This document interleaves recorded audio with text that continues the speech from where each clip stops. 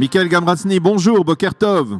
Boker Tov, Daniel. Alors, merci d'être avec nous ce matin pour nous parler d'un programme que vous avez initié vous-même, je pense. J'espère ne pas me tromper. En tout cas, c'est un programme très intéressant qui se rapporte à l'étude, on va dire, des communautés juives d'Espagne et en particulier donc de la vie juive en Espagne.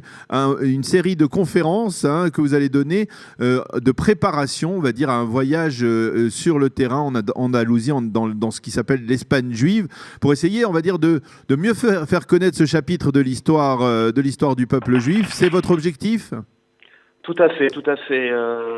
En fait, les voyages, on va dire, éducatifs ou les voyages avec du contenu juif en Espagne sont peu connus. Il y en a peu par rapport à d'autres voyages comme celui pour la Pologne. Établissements, voilà, ou des personnes dans certains groupes font avec la Pologne.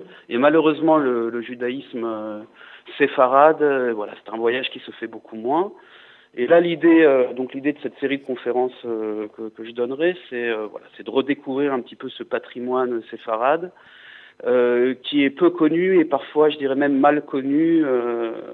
On connaît certaines dates, mais les événements ne sont pas toujours bien connus. Et puis, c'est surtout rencontrer les grands personnages en fait du judaïsme séfarade au long des siècles. Comme le Rambam. Comme le Rambam, comme le Ramban Nachmanide, comme Chasdai Ben Shaprut, comme Shmuel Hanagid et beaucoup d'autres, exactement. Et de remettre dans le contexte, voilà, donc la série de conférences. Alors, c'est une série de conférences qui va débuter quand ? Alors, ça commencera demain soir, mercredi. Ça se déroulera donc une fois par semaine, parfois toutes les 2 semaines, ça dépendra. Mais enfin, globalement, il y a 5 conférences qui se déroulent sur un mois et demi, sur le mois donc de février et de mois de mars. Et en fait, celui qui veut participer à vos conférences doit absolument après, par la suite, participer à ce voyage ou c'est pas Non, c'est pas en obligatoire ? fait, c'est 2 choses bien distinctes. La série de conférences est simplement pour le public de manière générale francophone qui est intéressé à assister à ces conférences. Et puis par la suite, s'il y a un groupe conséquent qui a envie de faire un voyage à la suite de cette série de conférences, alors évidemment on peut l'organiser sans aucun problème, puisque moi-même je guide sur place, donc ça c'est l'idée. Est-ce que vous avez reçu une formation particulière pour guider sur place ? Oui, tout à fait. Mon travail depuis de nombreuses années au quotidien, c'est on va dire les communautés juives en Europe. Donc j'ai été formé effectivement à ce travail dans différents endroits, y compris en Espagne. Alors je dois préciser parce que je connais bien le sujet puisque il y a une certaine époque, on avait nous-mêmes initié, j'étais à l'époque un des responsables de la fédération séfarade mondiale, on avait initié justement ce type de voyage. À l'époque, c'était, si je ne m'abuse, au début des années 2000, 2003, 2004, et en collaboration justement avec la Chavaya israélite, et c'était assez impressionnant. Le guide à l'époque était Uriel Feinerman, qui peut-être a participé à votre formation aussi, je ne sais pas, mais en tout cas c'était assez impressionnant parce qu'effectivement, même si ça fait plus de 500 ans qu'il n'y a plus de juifs en Espagne, en tout cas il y en a à nouveau aujourd'hui, mais il n'y a plus de vie juive dans l'Andalousie en particulier, eh bien on ressent cette vie juive comme si elle avait été toujours présente. On ressent, ne serait-ce qu'à travers certains monuments, certains vestiges, certaines synagogues ou même des synagogues qui ont été transformées par la suite en église.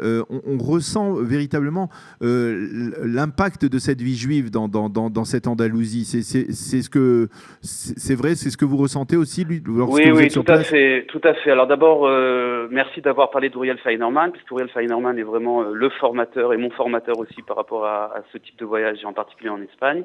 Donc il y a beaucoup de crédits qu'on doit lui donner par rapport à ce type de voyage.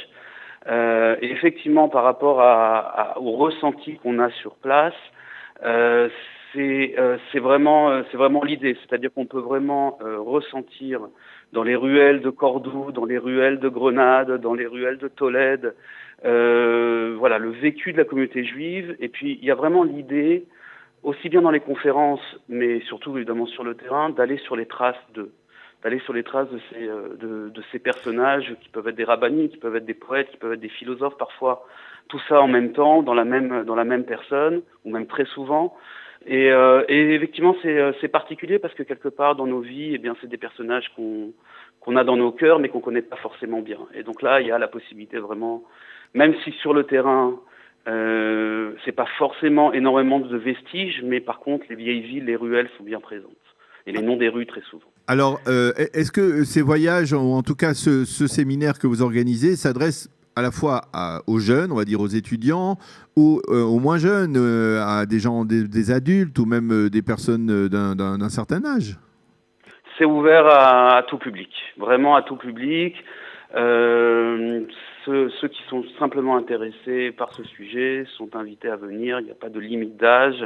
C'est vraiment ouvert au grand public. On a déjà fait des voyages en général avec des adultes, aussi avec des jeunes. En général, c'est par tranche d'âge, mais au niveau des conférences, en tout cas, au niveau où on est à l'heure actuelle, vraiment le cercle de conférences est ouvert à tout public. Voilà. Est-ce que vous avez le sentiment qu'il est possible qu'un jour, eh bien, ces voyages aient une importance, on va dire, presque comparable, même si les choses, bien entendu, ne sont pas comparables avec les voyages qui ont été instaurés en Pologne, sur les traces de la Shoah? Est-ce que vous pensez que, par exemple, un ministère comme le ministère de l'Éducation en Israël peut être intéressé à développer un tel programme également dans ce que l'on appelle l'Espagne juive? Écoutez, je ne sais pas quelle est la position du ministère de l'Éducation par rapport à ces voyages-là. Mon souhait personnel serait effectivement que ça puisse être une alternative. Je dirais pas une alternative, mais une possibilité en tout cas. Une autre possibilité. Aussi dans le... Voilà, parce que ça ne remplace pas évidemment le sujet des voyages éducatifs en Pologne, mais, voilà. Mais il est dommage quelque part que cette page de l'histoire qui est sur plusieurs siècles est tellement importante, soit tellement méconnue et qu'il y ait tellement peu de voyages, ou en tout cas pas de voyages pratiquement dans le cadre du système scolaire israélien. Oui. Donc voilà. Je dois vous avouer qu'à l'époque, j'avais posé la question à deux personnes. À l'époque, c'était la ministre de l'Éducation de l'époque, c'était Limor Livnat, et elle était très favorable. Et paradoxalement, j'avais posé la question aussi au 5e président de l'État d'Israël, Yitzhak Navon, et lui, paradoxalement, avait dit: il faut aller en Espagne, il faut visiter l'Espagne, mais pas sur le compte de la Pologne ou de voyages en Pologne. C'est-à-dire il aurait fallu, dans l'absolu, que les deux voyages puissent se faire. Je comprends. Alors c'est paradoxal pour Yitzhak Navon parce qu'effectivement, il a la culture ladino sfaradi, comme on le sait, mais c'est peut-être lié au fait que pour des familles séfarades qui avaient leurs origines en Espagne, il y avait une espèce de traumatisme aussi. Il y avait même comme ça presque un anathème, on va dire, pendant pas mal d'années sur est-ce qu'on doit aller en Espagne. Voilà, mais ça vient de là-bas. Hein. Voilà, là c'était pour les jeunes, on va dire, les jeunes dans l'éducation nationale israélienne. En tout cas, Michael, merci beaucoup de nous avoir informés de ce séminaire, donc qui débute demain soir. Comment on fait pour s'inscrire ? Alors c'est très simple. Par Internet, vous pouvez rentrer sur la plateforme qui s'appelle isradreams.com et tout simplement en ligne on peut s'inscrire. C'est une petite somme de 40 shekels pour l'inscription. On peut le faire donc en ligne et il faut s'inscrire au préalable, c'est important pour qu'on puisse savoir combien de... Alors isradreams.com. Voilà. Merci beaucoup encore une fois, Michael, d'avoir été ce matin avec nous sur Studio Kalita. Merci. Et bonne chance pour ce séminaire. Merci.